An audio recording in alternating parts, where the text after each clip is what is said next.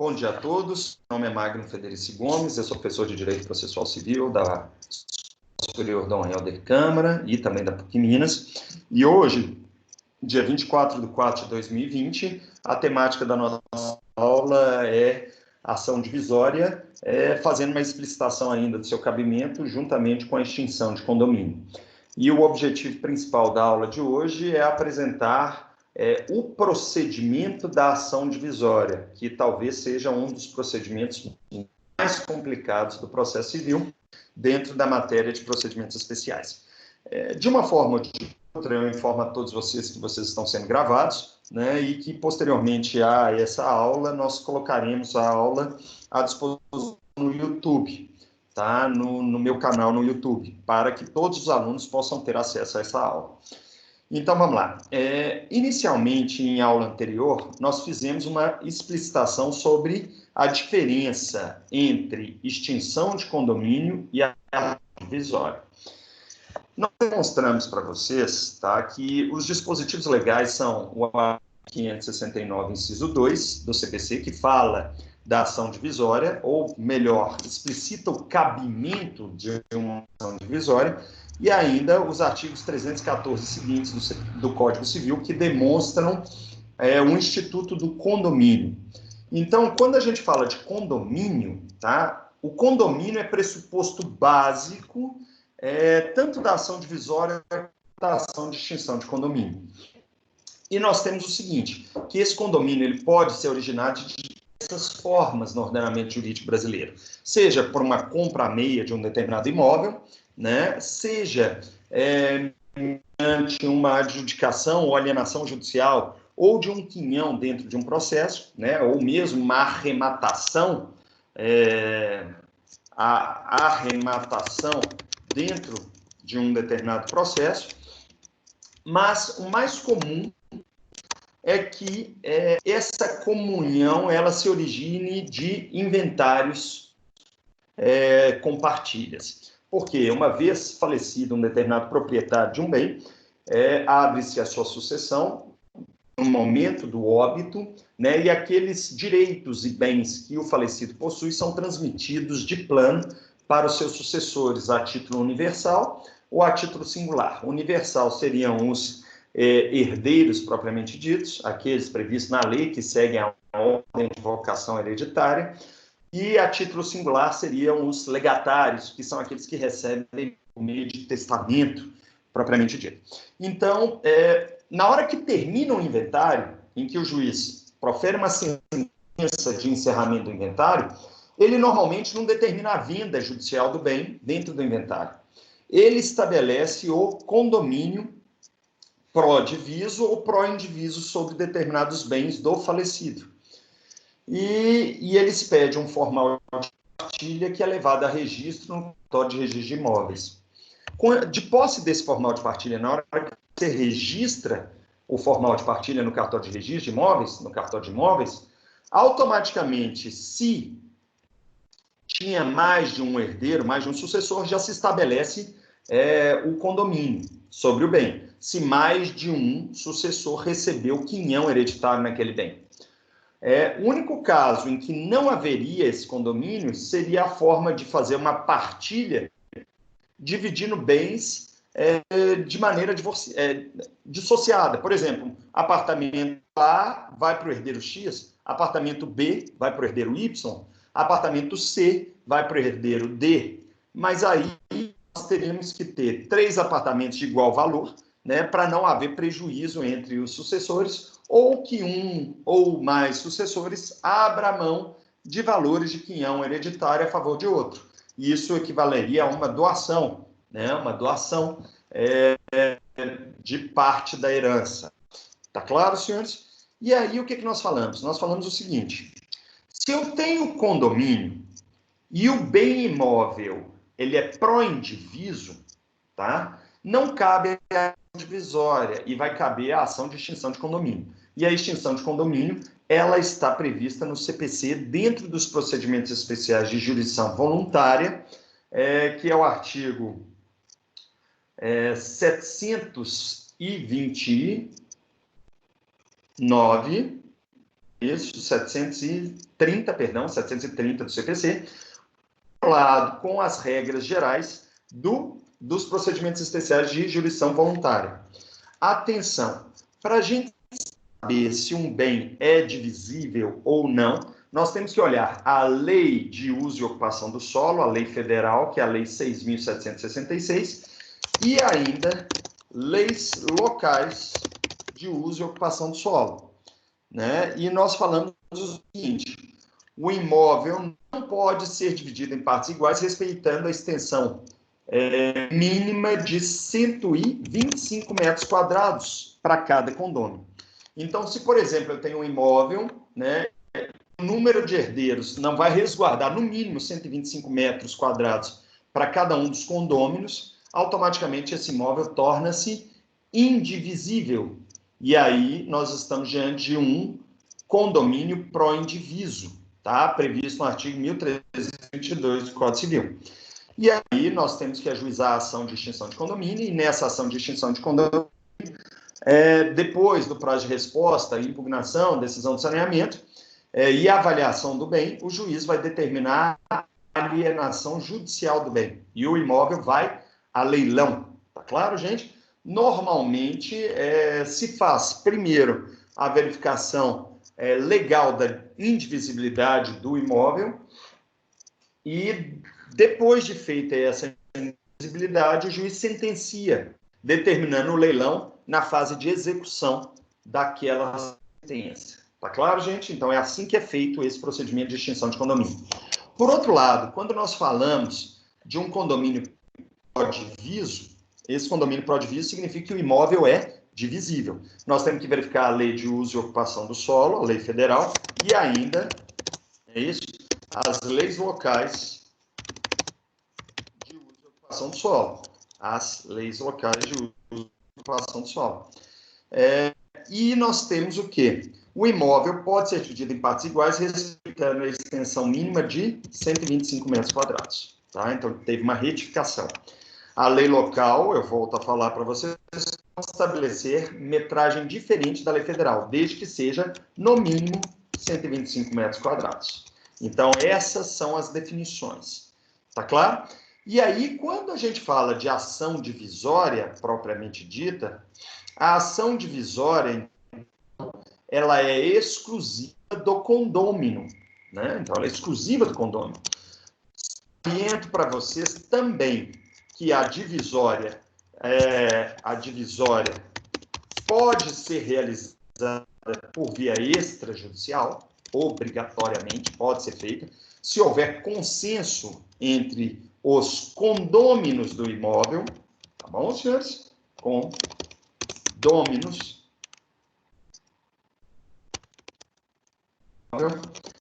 E ela é levada a registro, né, ou a avaliação no cartório de registro de imóveis.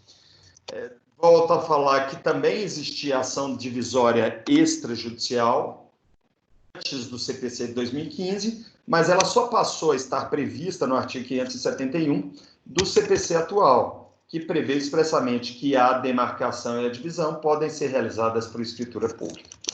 E não é só a divisória, a extinção de condomínio também, tá bom?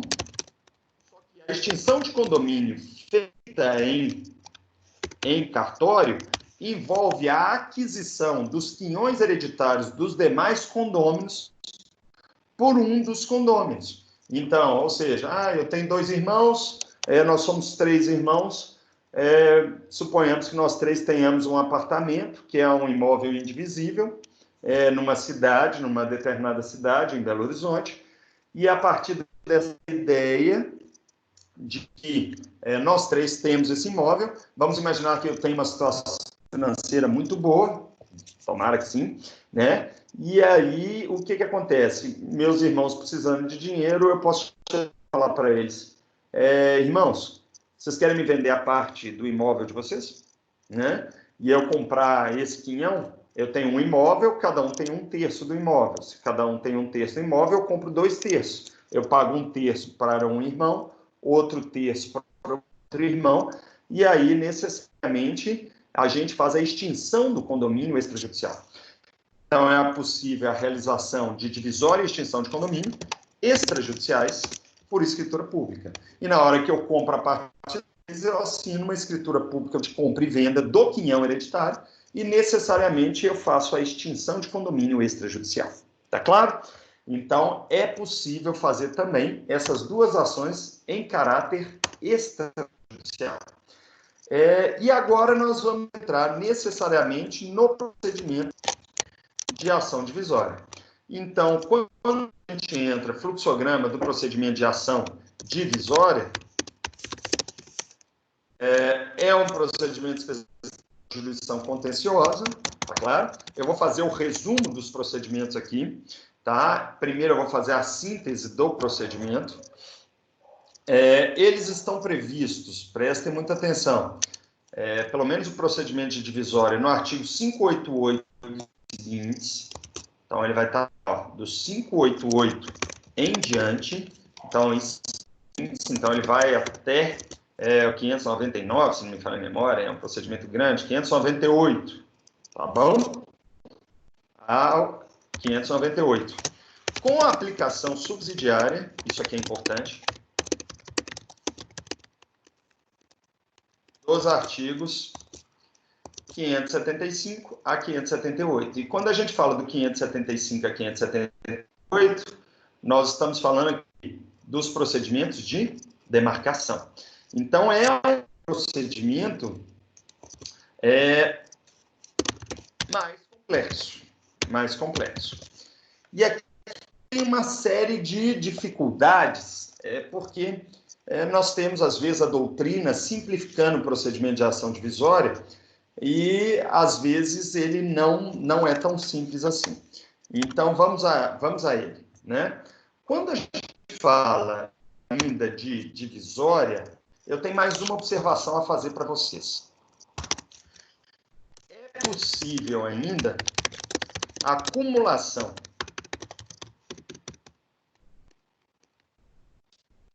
de ação demarcatória com ação com divisória.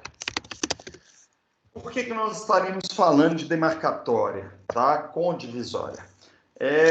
A gente pode pensar numa demarcatória total do imóvel, tá? Que está em condomínio.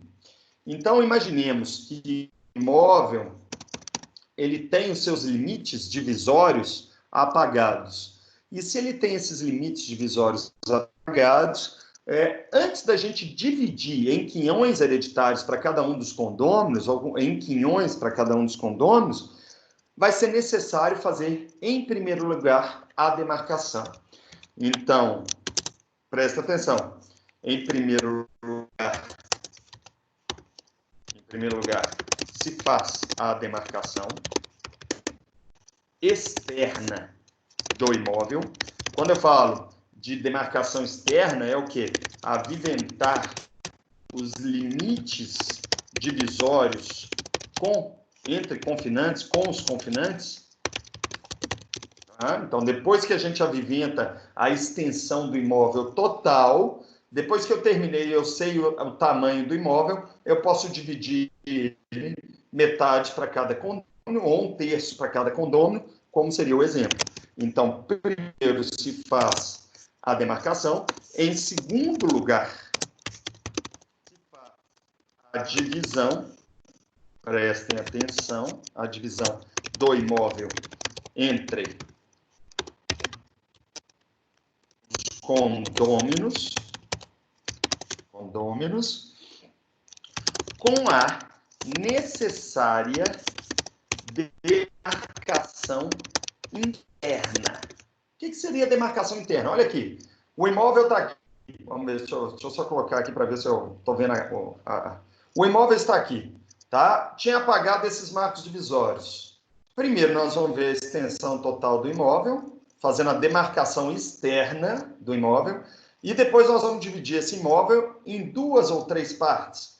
Isso, para a gente dividir, a gente tem que pôr um limite aqui, outro aqui e outro aqui. Então, seria mais ou menos a gente dividir um imóvel em 3 partes. E aí, quando eu chamo de demarcação interna, eu estou falando fazer os limites divisórios entre os quinhões hereditários ou entre os quinhões de cada um dos condôminos. Deu para entender, senhores? E essa é a previsão normativa, ainda geral do Código, tá? Que vai estar aqui no artigo 572 do Código de Processo Civil. Tá claro, senhores? E aí, quando nós estamos falando aqui, nós estamos falando, artigo 570 e depois artigo 572. Então, seriam 2 artigos importantes. E aí eu vou puxar os 2 para vocês, porque são artigos de relevo, tá? De importância, porque para copiar e transcrever esses artigos aqui na nossa explicação de aula, para depois vocês terem um acesso pleno a isso. Então, quando a gente olha aqui, eu estou falando no artigo 570 do CPC, a possibilidade de cumulação entre as 2 ações. Então, primeiro, se faz a demarcação total ou parcial da coisa, citando-se os confinantes e condôminos. Depois de fazer a demarcação, aí se passa a divisão interna do imóvel. Então, esses são os objetivos da nossa medida. E vocês têm que saber o seguinte, que mesmo durante a divisão, os confinantes são considerados como interessados dentro do processo. E por serem interessados dentro desse processo, senhores, eles podem e têm legitimidade, inclusive, para opor o que nós chamamos de embargos de terceiro. Tá claro, senhores? Então, muitíssima atenção com esses dispositivos legais, que dizem respeito à possibilidade de acumulação dos dois processos. Né? Então, a partir daí, então, vamos agora para o nosso procedimento de ação divisória, que eu ia começar e eu tinha me esquecido de um ponto. Dentro desse procedimento, nós temos, de novo, um procedimento judicial que possui 2 fases. Tá certo? Então, vamos lá. Quando a gente fala desse procedimento, agora somente falando em divisória, sem pensar em demarcatória com divisória, nós temos que pensar o seguinte, nós temos que fazer um acertamento dos quinhões de cada condômino na primeira fase do procedimento. Tá claro, senhores? Então, quando a gente fala de um acertamento, pense, senhores, em dividir um imóvel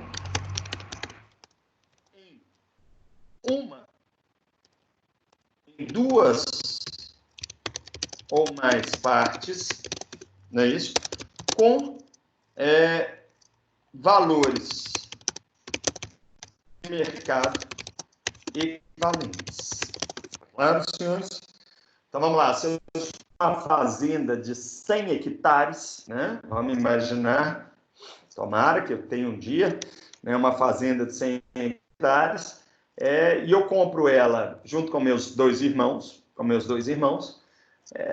e aí eu falo, não quero mais manter essa fazenda com vocês dois, eu não vou mais trabalhar, eu vou fazer uma fazenda só minha, e eu quero dividir essa fazenda em 3. Uma parte fica para mim, outra parte fica para o meu irmão, e a outra parte fica para minha irmã. Se a gente vai fazer essa divisão da fazenda, vocês têm que pensar que não é simplesmente dividir os 100 hectares em 3 partes idênticas, né, de 33,3 hectares cada um. Por quê? Em determinados pontos de uma fazenda, tá, nós vamos ter acidentes naturais, ou seja, não vai ser possível plantar, a terra não vai ser boa, tá? Ou já vai ter uma benfeitoria edificada, em outra parte pode ter uma nascente de água, tá? Então, nós temos que fazer uma subdivisão dos quinhões, tá, em parte de igual valor. E essas partes de igual valor para não prejudicar o quê? Cada um dos condôminos. E quando o imóvel é rural, né? Quando o imóvel é rural, nós temos que fazer essa análise. E essa análise é feita na primeira fase do procedimento. Claro? Atenção, é uma fase difícil, tá? Com trâmite bastante demorado. Em regra geral, se faz a perícia de engenharia civil para verificar os valores de cada um dos quinhões, tá? E depois que for feita essa perícia, é que nós vamos ter a sentença. Então, vamos lá. Vai seguir procedimento comum, com fases postulatória, saneadora e instrutória, com possibilidade de perícia. Só não se faz a perícia se o imóvel for georreferenciado, tá? E for terra nua, crua, ou seja, não tem nenhuma benfeitoria, não tem nada, ou seja, não tem valores diferentes de quinhão. Aí é possível, tá? Nós temos com várias especificidades dentro da ampla dilação probatória. E, além disso, nós temos especificidades de citação. A sentença, prestem muita atenção, ela vai ser declaratória e autoexecutiva, essa sentença da primeira fase, e o recurso cabível vai ser em relação com duplo efeito, que é o efeito devolutivo e suspensivo. Tá bom, senhores? Muita atenção, volto a falar aqui. Se houver, e ainda pode acontecer o desastre de eu ter 3 condôminos, um está usando a integralidade do imóvel, tá joia? E aí eu tenho que fazer também, tá? A ação divisória, cumulada com a demarcação interna, que é automática, mas com a queixa de esbulho. Então, ainda há a possibilidade dessa queixa de esbulho, tá? Para retirar aquele condômino que não deixa os demais condôminos utilizarem os 2/3 seguintes do imóvel comum, né? Faço a mesma observação que o imóvel, se o imóvel for georreferenciado, pode haver dispensa da prova pericial de engenharia civil. Mas isso fica a critério do juiz e vai depender das alegações das partes, né? Se houverem benfeitorias comuns, é isso? Se houverem benfeitorias ou recursos naturais, ambientais, de valor, vai ser muito, muito, muito difícil do juiz dispensar a prova pericial de engenharia civil para os valores de cada um dos quinhões. E o que eu estou mostrando para vocês? Eu estou mostrando para vocês que se por acaso eu tiver um imóvel que tem 2 minas de água num local, 2 nascentes lá, tem uma plantação, tem um eucalipto natural lá, e tem outra parte que já era a parte utilizada para efeitos de agropecuária ou agronegócio. Na hora que for feita a divisão desse imóvel, tá? Eles não vão ficar com a mesma extensão territorial, cada um deles. Quem ficar com a mina da água, provavelmente vai ficar com a menor parte do imóvel, porque é a que tem maior valor econômico. Quem ficar com as benfeitorias não naturais, mas as benfeitorias construídas, sendo elas comuns dos 3 condôminos, vai ficar com a segunda parte menor. Não menor, mas vai ser a menor de todas vão ser as minas, porque tem maior valor. A segunda maior vai ser essas benfeitorias construídas. E a terceira maior parte, ou seja, a maior de todas, vai ser a plantação de eucalipto, provavelmente, porque tem menor valor econômico. Tá claro, senhores? E essa é a regra geral para imóveis rurais em sede de ação divisória. Por outro lado, né, agora vamos falar de uma exceção. A exceção seria para imóveis urbanos. E quando a gente fala de imóveis urbanos em sede de ação divisória, ele parte daquela análise documental sobre a divisibilidade do imóvel. Vocês estão acompanhando, gente? Claro, o imóvel ele possui a sua matrícula, consta, tá, a metragem do imóvel e ainda os condôminos da propriedade. Ou seja, na própria matrícula, você tem a metragem. Vamos imaginar um imóvel, um lote em Belo Horizonte, ele tem 360 metros quadrados. Regra. Tá joia, gente? 360. E tendo 360 metros quadrados em Belo Horizonte, se não me falha a memória pela lei de uso e ocupação do solo, é possível dividir imóveis se tiverem até 150 metros quadrados. E é muito comum comprar imóvel em Belo Horizonte a meia, entre irmãos, ou entre companheiros, entre amigos, né? Então, você compra um lote comum de 360 metros quadrados, eu e meu irmão compramos, vamos imaginar assim, e aí, na hora que a gente fala, ô fulano, não vou dar o nome do meu irmão, porque ele me autorizou, vamos dividir isso aqui, você constrói na sua metade, eu construo na minha metade. Pode ser feito? Pode, ok. Então, quando a gente vai fazer essa divisão do lote a meia, tá? Vocês têm que necessariamente verificar. Tem 360 metros? Tem, ok. Beleza. Dividido por 2 vai dar quanto? 180 metros. Se ele tem 180 metros de área para cada um dos condôminos, o imóvel é divisível. Tá claro, senhores? E aí, o que acontece? O juiz, na primeira fase do procedimento, ele faz uma análise documental sobre a divisibilidade do imóvel a partir da matrícula. Tá? Isso se o lote for vago, né? Porque se o lote já tiver construção e benfeitorias, aí vai cair lá para cima, que vai ser a regra geral da ação divisória. Deu para entender isso, senhores? Então, a exceção é para imóveis urbanos, né, com a análise documental sobre a divisibilidade a partir da matrícula, tá?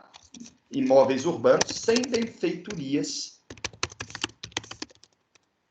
avaliáveis na perícia de engenharia civil. Então, seria para isso. Então, esse é o caso. E essa hipótese, tá? Ela está prevista no livro do professor Humberto Teodoro Júnior, tá? E ele trabalha a ação divisória só a partir dessa perspectiva. Aqui não. Aqui nós vamos fazer uma análise de ação divisória a partir da perspectiva da regra geral para imóveis rurais normais, né? E ainda para imóveis urbanos, não é isso? Com benfeitorias avaliáveis na perícia judicial. Então, aí, nesse caso, é que nós temos. E eu volto a falar para vocês, né? Quando a gente fala dessa análise aqui, de análise documental, necessariamente, quando o imóvel é georreferenciado, pode haver a dispensa da prova pericial de engenharia civil, a critério do juiz. Tá? E os imóveis urbanos, normalmente, são georreferenciados, e tem, se eles tiverem planta do bairro aprovada na prefeitura, o que nós chamamos de certidão de origem do lote. E na certidão de origem consta lá todos os limites do lote. Tá bom, senhores? Então, seria fazer essa análise. Então, de imóvel for georreferenciado e com imóvel urbano for georreferenciado e com certidão de origem do lote junto à prefeitura municipal. Tá claro, gente? Então, essa seria a hipótese de uma ação divisória mais simplificada, que seria a exceção. Então, nós temos a exceção, porque a primeira fase do procedimento de ação divisória seria simplificada. Eu já vi casos, inclusive, de ação de extinção de condomínio, que o réu da extinção de condomínio arguía em matéria em sede de contestação que o imóvel era divisível, e, inclusive, deu até inspeção judicial no processo, na área, para o juiz verificar se de fato era ou não divisível aquele imóvel. Dito isso, senhores, nós vamos para a segunda fase do procedimento em síntese. E a segunda fase do procedimento é também aqui a execução automática da sentença da primeira fase do procedimento. Então, nós vamos ter os trabalhos de campo. O que significam os trabalhos de campo? Os peritos vão se dirigir ao local, tá? E vão migrar para a realidade, tá? A sentença do juiz proferida na primeira fase. Ou seja, eles vão fazer os marcos divisórios internos, então vão dividir a área. Tem aquela nossa área que vai ser dividida em duas, vamos imaginar. Então, ele vai passar os marcos divisórios, né? Vão passar os marcos divisórios, e a partir dos marcos divisórios, eles vão construir uma cerca ou um muro entre as duas áreas divididas, né? Que couberam a cada um dos condôminos. Então, é necessária a prova pericial de engenharia civil obrigatória, com agrimensor e arbitradores, né? E depois o juiz vai proferir uma segunda sentença, que é a sentença homologatória de divisão, que é a confirmatória dos trabalhos de campo, né? Então, ela declara o esgotamento da atividade pericial, né? Com recurso de apelação com efeito devolutivo apenas. Então, a regra, né? E eu vou falar aqui para vocês que eu tirei do procedimento de divisória, né? Eu vou colocar aqui, ó. Vou colocar lá em cima também, tá? Para vocês terem uma noção do que nós estamos falando. Que essa sentença, em regra, tá? Ela só vai produzir efeitos após o trânsito em julgado. Então, após o trânsito em julgado, expede-se documentos, né, para registro, aí vai ser registro, tá? Porque vai ocorrer o quê? Vou até escrever aqui, o desmembramento da matrícula do imóvel, né, no cartório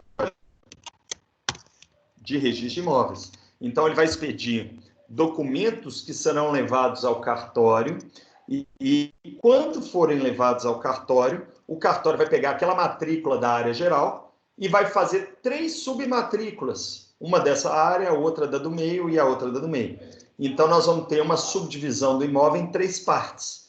Então, vai ter uma nova matrícula para esse imóvel, uma segunda matrícula para esse segundo imóvel e uma terceira matrícula para o terceiro imóvel. Tá? E nas novas matrículas, vai constar a matrícula de origem, que era aquela área maior que foi dividida em 3, por exemplo, tá bom? E isso nós chamamos de execução imprópria, né? Então, quando a gente fala de desmembramento da matrícula, é o conceito técnico do cartório, né, de subdivisão de uma matrícula em 3 ou mais matrículas, né? Porque pode haver o desmembramento ou desdobramento da matrícula do imóvel. Desdobramento eu tenho um imóvel que vai ser dividido em 2. Dividido em 2, desdobrou o imóvel, tá? Aí vão ter 2 novas matrículas originadas na matrícula anterior.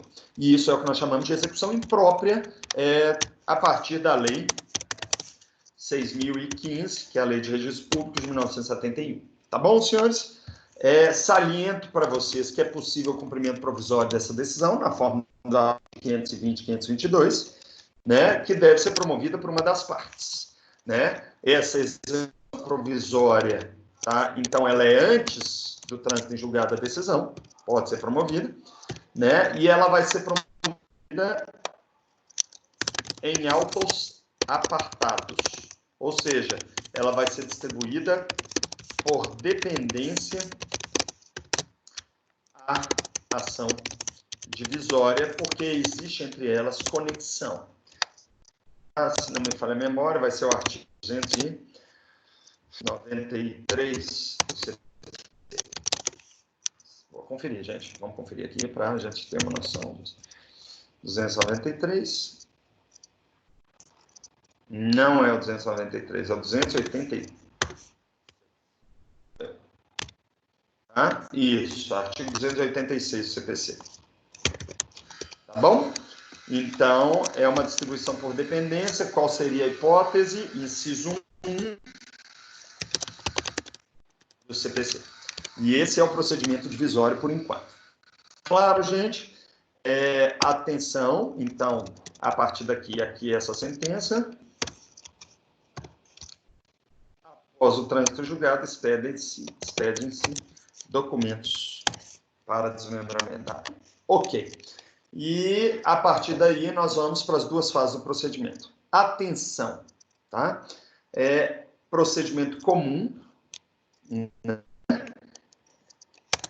E de demarcatória aplicado subsidiariamente. Essa é a primeira fase. Então, vamos aos procedimentos. E aí, vamos começar agora com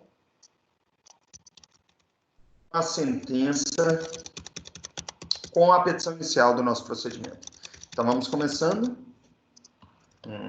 Eu vou falar isso aqui. Vou chamar isso aqui de ação divisória. Procedimento judicial de ação divisória. E agora nós vamos iniciar o fluxograma do procedimento judicial da ação divisória. Procedimento especial, jurisdição contenciosa. E vamos iniciar nossos trabalhos. Primeira fase do procedimento, tá? Legitimidade ativa. Quem é o legitimado ativo para ajuizar a ação divisória? Deixa eu só ver se está tudo ok com o nosso...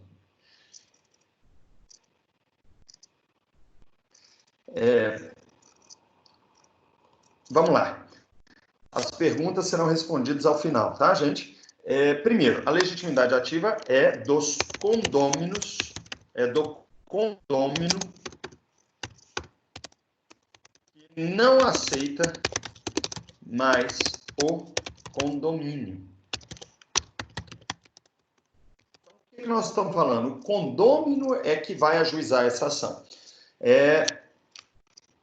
Todos pode existir consórcio ativo, tá? Entre os condôminos, entre condôminos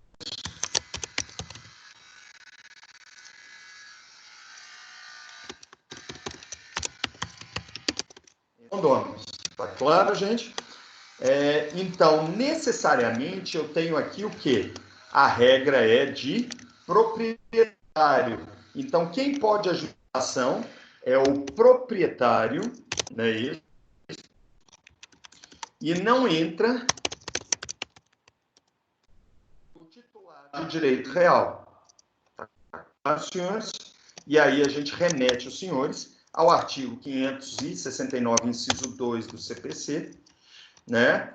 Fazendo referência também ao cônjuge, porque se ele é proprietário, o cônjuge também vai ter que ter a sua inclusão no polo ativo da ação divisória.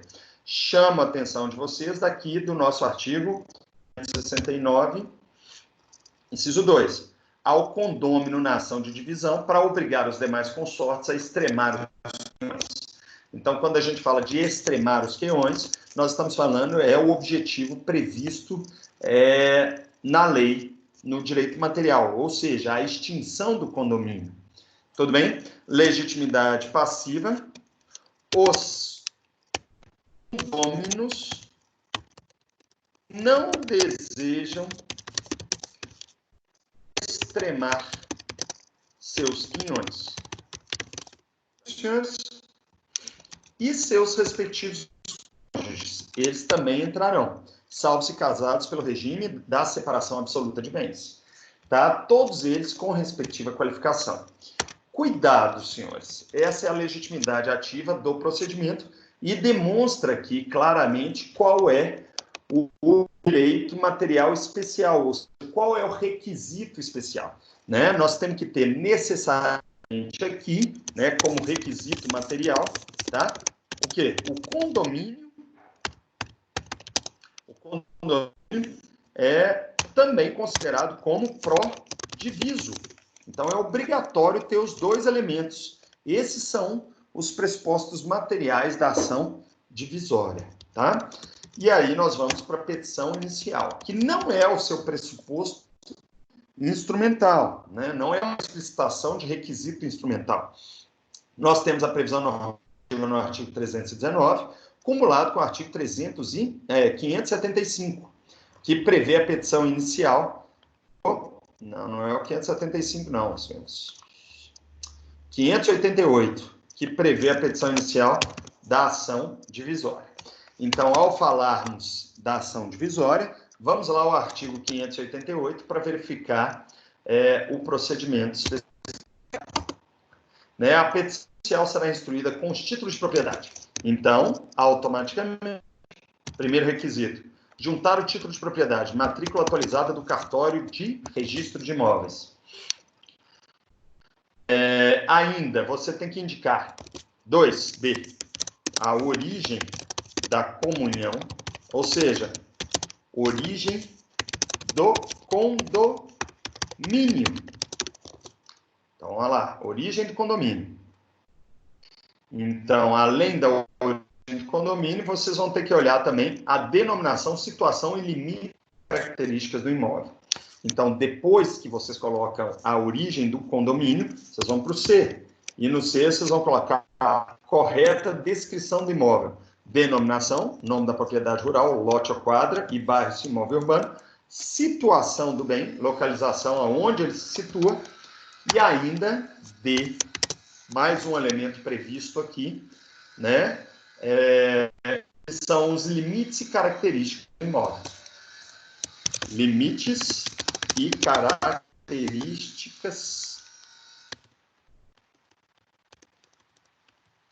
Quando a gente fala desses limites e características, nós temos que saber qual a metragem, né? Isso, se tem benfeitorias, de onde a onde vai, ou seja, quantos metros de frente, quantos metros de esquerda, quantos metros de fundo, quantos metros de direita, se o imóvel for urbano. Você vai falar quais são os limites do imóvel rural, até o córrego X, em linha reta até o córrego X, segue o córrego X inteiro, até a árvore e tal. Isso são os limites do imóvel. E as características, se eles são imóveis rurais, urbanos, e se tem outras características com relação à exploração. Tá bom, senhores?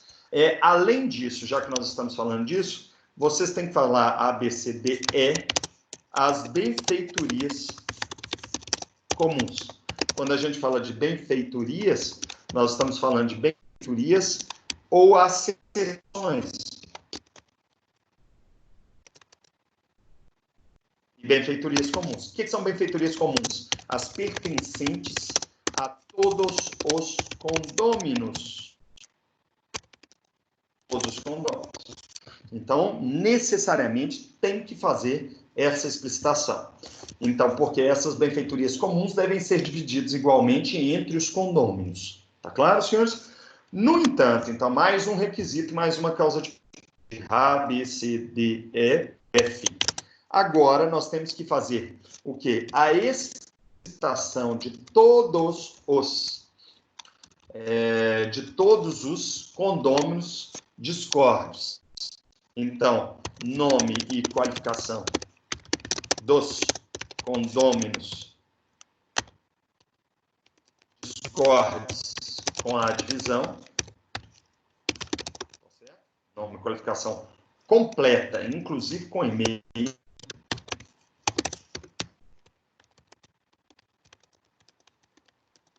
Condôminos discordes com a divisão, tá? E ainda tem que explicitar, tá?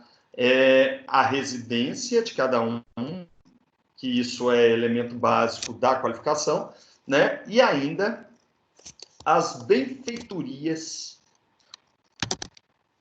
e suas respectivas benfeitorias, culturas, acessões e pastagens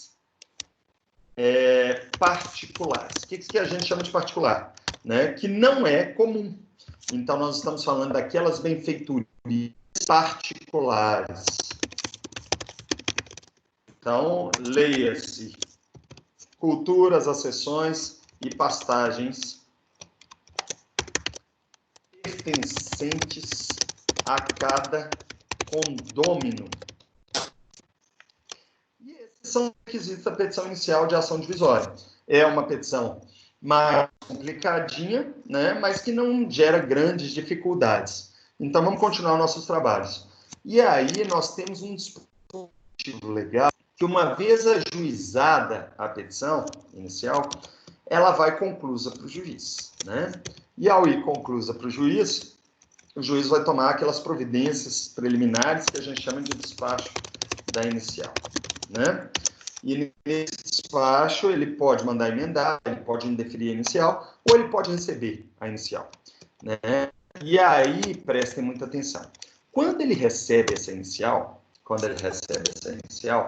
vai se aplicar um dispositivo próprio, né? Que é aqui, ó, tá? Muitíssima atenção. Que é o artigo 576 e prosseguir-se-á na forma do artigo 577 a 578. Tá? Quando a gente fala disso, muitíssima atenção, senhores. Nós estamos falando do procedimento de ação demarcatória. Então, o juiz vai proferir uma decisão, vai aplicar o procedimento especial da primeira fase da ação demarcatória. E essa previsão é expressa no artigo 589. O artigo 589 do CPC, ele já traz automaticamente esse procedimento de que a demarcação se aplica no procedimento de divisória. Então, ele vai determinar o quê? A citação dos réus. Quais são os réus, senhores? Os réus são, necessariamente, os condôminos discordes, tá? E não são mais os confinantes de linha demarcada. Tá bom, senhores? Então, esse artigo aqui, 589, vai determinar a citação de todos os confinantes na forma do artigo 576, e mais o procedimento do artigo 577/578 do CPC. E aí, se a gente volta nesses procedimentos lá, nós vamos ter claramente o quê? Feitas citações, prazo comum para contestar e depois o procedimento comum. Tá claro, gente? Então, vamos lá. O que nós temos? Sim. Feito isso, nós vamos ter a citação, será feita por carta com aviso e recebimento, pelo correio, em regra, isso. Vai ter a citação por edital dos terceiros incertos e não sabidos, do inciso 3, obrigatória. Volto a fazer aquela observação anterior, que eu entendo que é possível a audiência de conciliação, porque é possível também fazer a divisória extrajudicialmente, apesar do procedimento não a prever. Então, eu entendo possível a designação, apesar do procedimento não a prever. Tá claro? E aí, o que nós vamos ter?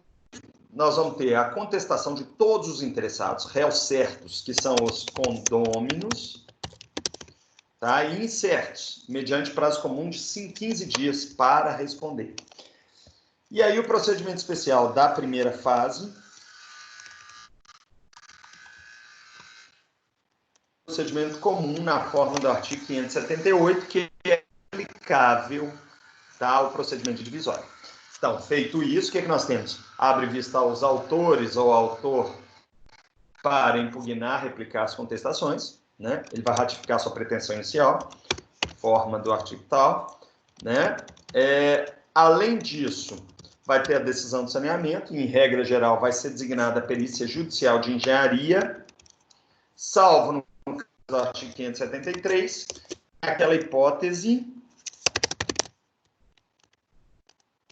de ação divisória simplificada.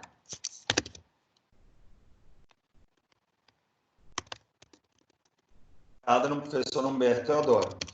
Vai ter vista as partes para apresentar quesitos e indicar assistentes técnicos na primeira fase.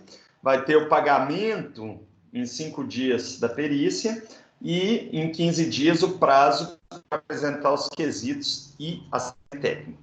E aí nós vamos ter um laudo pericial. E vai ser outro laudo pericial bastante complicado. E esse laudo pericial estaria previsto aqui, prestem muita atenção, olha aqui, petição inicial, aí depois citações de acordo com a demarcatória, procedimento comum da demarcatória, prazo comum, e aí nós viemos aqui na perícia. E quando a gente fala dessa perícia, prestem muita atenção. A perícia também está prevista no artigo 590 do Código de Processo Civil. Tá? Então, aí a perícia está aqui. E essa perícia está assim prevista. E eu vou colocar isso aqui para vocês terem uma ideia do que é a perícia. Laudo pericial. Artigo 590 do CPC. O juiz nomeará um ou mais peritos para promover a medição do imóvel e as operações de visão, observada a legislação especial que dispõe sobre a identificação do imóvel rural. Vocês estão vendo, então, que essa perícia, eu vou pôr uma observação, em regra geral, é para imóveis rurais, tá? Imóveis rurais. E aí, quando eu faço essa observação aqui, eu vou pôr ela em verde, tá bom, senhores? Imóveis urbanos com benfeitorias edificadas. Porque aí você vai utilizar essa regra aqui, essa regra de perícia para esses imóveis. Vamos lá. Quando a gente fala que o perito deverá indicar as vias de comunicação existentes, ele está falando necessariamente das ruas. Ruas, né? Avenidas, vielas. Então, isso aqui são as vias de comunicação. Primeira explicação. As construções e benfeitorias. Vamos explicar isso. Com a indicação dos seus valores. Vai indicar o valor das acessões barra benfeitorias. Vai indicar também os ocupantes e proprietários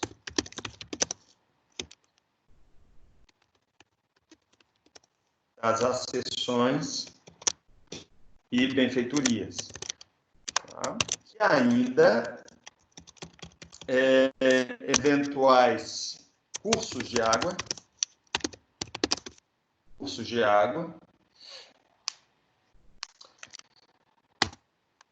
e outras informações importantes para futura partilha. Estão me acompanhando? Então, essa perícia, ela vai fornecer subsídios para o juiz determinar a partilha do imóvel comum. Então, é extremamente importante essa primeira perícia. Tá bom, senhores? Então, depois que foi apresentada essa perícia, volta aqui. Vou tirar essa aqui, que era a perícia da demarcatória. Senhores? Então, vou até colocar aqui no fundo a finalidade da perícia, que eu tinha posto na outra. Finalidade. Fornecer subsídios para futura partilha do imóvel. E aí fecha isso aqui. Tá bom, senhores? Na hora que termina isso, o juiz abre-se vista.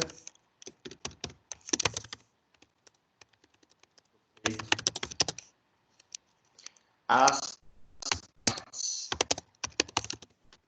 mediante prazo comum. Tá bom, senhores? Por que prazo comum, senhores? Pelo seguinte motivo. Já nessa perícia, ele já vai fazer uma sugestão de quinhões divisórios, tá? E na hora que ele abre vista às partes mediante prazo comum, é para aplicar o artigo 591. Tá bom, senhores? Abre vista às partes mediante prazo comum, artigo 591 do CPC, para as partes poderão sugerir quinhões divisórios diferentes dos apresentados no laudo e /ou apresentar seus pedidos de quinhões. Então, cada um vai falar, opa, eu quero aquela parte, eu quero a gleba A. Não, eu quero a gleba A. Se tiver mais de um condômino pedindo uma mesma gleba, já está instaurado mais uma litigiosidade no procedimento. Tá claro, senhores? Então, atenção, tá? Primeiro, ele abre vista para todo mundo apresentar o prazo, tá? Prazo comum de 10 dias úteis. Atenção com esse prazo aqui, tá? E aí, o que nós temos que fazer? Eles apresentar quinhões divisórios diferentes dos apresentados no lado ou apresentar seus pedidos de quinhões. E depois de feito isso, aí vai ter novo prazo comum. Novo prazo comum.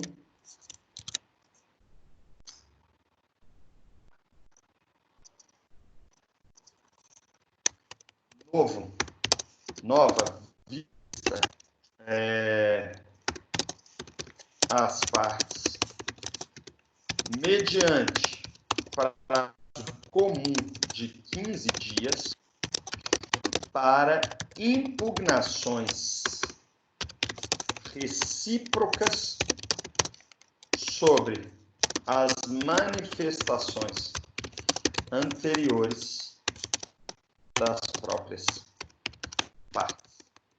Pode haver altíssima litigiosidade nesse momento. O que eu chamo de altíssima litigiosidade, gente? Altíssima litigiosidade. Tá?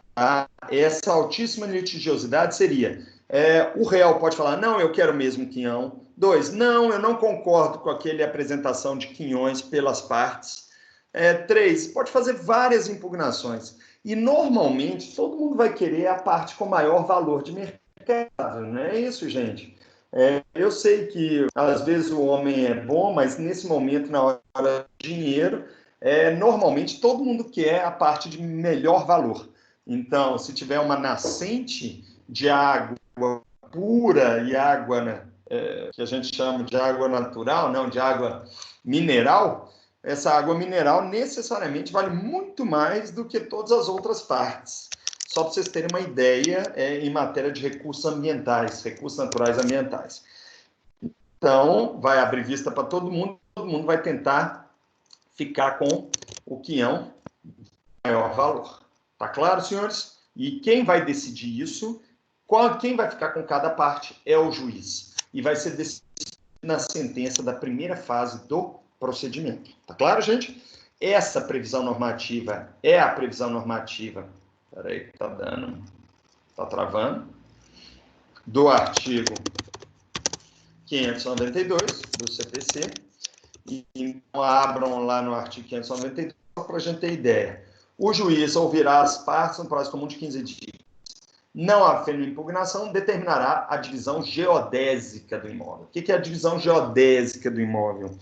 Ele colocando os marcos divisórios e em cada marco vai ser feito um tracinho. Só que são vários marquinhos divisórios. Vocês estão acompanhando, senhores?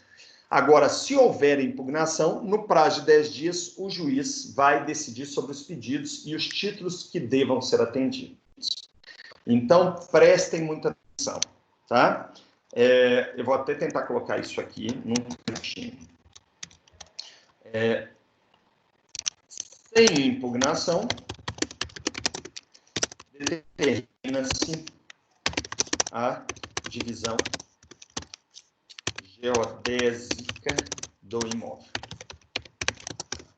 automaticamente. Então, isso aqui, assim.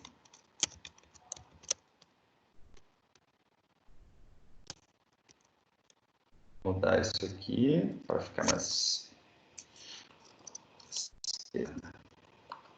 Tá? E essa divisão geodésica, então, é aquela forminha. Então, eu puxo essa setinha para cá.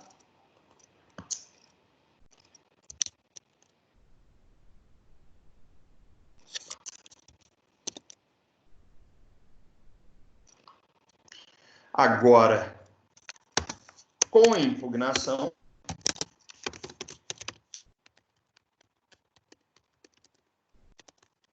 determina-se a conclusão dos autos para prolação de decisão interlocutória,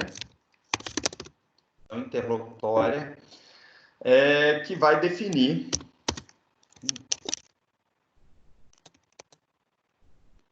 artigo 592, parágrafo 1º. Com a impugnação, determina-se a conclusão dos autos para prolação de decisão interlocutória sobre os quinhões. Então, esse vai ser o parágrafo 2º, tá? No parágrafo 10. E aqui, nessa decisão interlocutória, o juiz definirá quais são os quinhões divisórios e a quem caberá cada um deles. Então, essa é a grande dificuldade. Tá bom, senhores? E aqui eu já posso falar o seguinte. Em regra, não cabe agravo de instrumento desta decisão. Tá joia, senhores? Por ausência de previsão legal no artigo 1015 do CPC, tá bom? E por não gerar dano de difícil ou incerta reparação. Então, isso aqui já é essa previsão. E a previsão é o artigo 592, parágrafo 2º. Essa decisão deve ser impugnada em sede de apelação, tá? Contra a decisão da primeira fase do procedimento. Então, só pode ser impugnada em preliminar de apelação contra a sentença da primeira fase do procedimento. Tá? Previsão normativa disso, artigo 1009, parágrafo 1º do CPC. Tá? Ser impugnada contra em preliminar de apelação, ou em sede de contra-razões de apelação. Mais um aqui, parágrafo.